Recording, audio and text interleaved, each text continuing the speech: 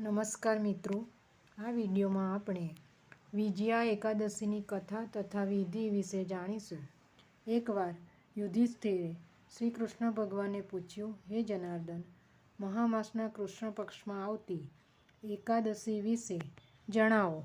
ત્યારે સ્વયં શ્રી કૃષ્ણ ભગવાને કહ્યું, વિજય આપનારી આ અગિયારસ વિશે નારદજીએ બ્રહ્માને પૂછ્યું હતું.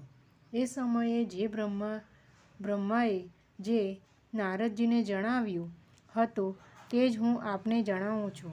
આ વ્રત સૌપ્રથમ શ્રી રામે કર્યું હતું. જ્યારે શ્રી રામ પંચવટીમાં વસતા હતા ત્યારે સીતાહરણથી વ્યાકુળ થઈ શ્રી રામે સીતાને કોઈ પણ હિસાબે શોધી લાવવાનું વિચારી વનમાં માતા સીતાની શોધમાં નીકળ્યા. શોધતા શોધતા માર્ગમાં તેમને જટાયુ નામે ગીધ મળ્યું, જે અતિ વૃદ્ધ હતું. પ્રભુએ પૂછ્યું, આપ કોણ છો અને આપની આવી દશા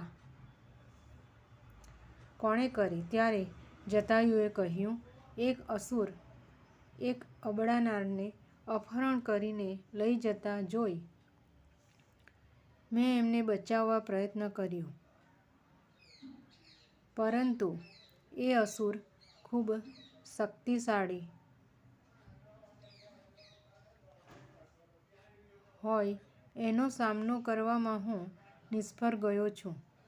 એમ કહી સર્વ વિગત જણાવી એણે દેહ ત્યાગ કર્યો. શ્રીરામે એનો અંતિમ સંસ્કાર કરી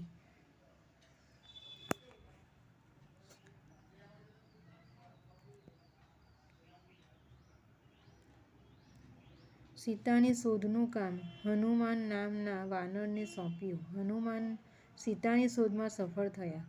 આવીને પ્રભુને તમામ વિગત જણાવી માતા સીતે પાસે પહોંચવાનો મનોરથ આદરી સુગ્રીવની સલાહ લઈ સમુદ્ર ઓળંગવાનું નક્કી કર્યું. પરંતુ આટલા વિશાળ સમુદ્ર પર સેતુ બનાવવાનું સરળ ન હોય.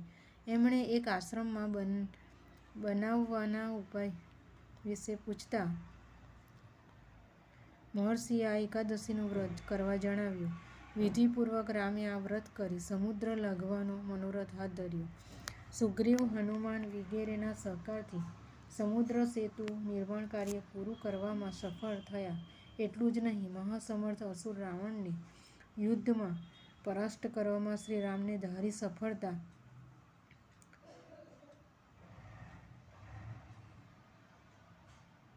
વ્રત અત્યંત શુભ તથા ફળદાયી હોય. આપણે આ વ્રતની વિધિ વિશે જાણીશું. મહામાસના કૃષ્ણ પક્ષમાં આવતી આ એકાદશીના દિવસે પ્રાતઃકાળે વહેલા ઉઠીને સ્નાનાદિથી પવિત્ર થયા બાદ પિત્તળ કે માટીના કળશને સ્થાપિત કરી એના પર આંબાના 5 પાન મૂકી વચમાં નારિયેળ મૂકવું, નારાયણનો ફોટો બાજત પર મૂકવો તથા કળશ પર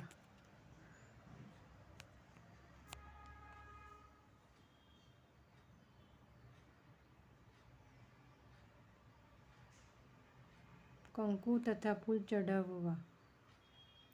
કુંભની સામે બેસી નારાયણનું નામ રટવું. પછી ધૂપ દીપ અગરબત્તીથી પૂજા કરવી. નૈવેદ્યમાં ફળ ફળાદી તથા તુલસીના પાન અર્પણ કરવા. મુખવાસ સમા સોપારી, તજ, લવિંગ અર્પણ કરવા. શક્ય હોય તો માતાને સિંદૂર તથા લાલ વસ્ત્ર અર્પણ કરવું. સંપૂર્ણ શ્રદ્ધા તથા વિધિથી કરેલ આ વ્રત ફળદાયી નીવડે છે.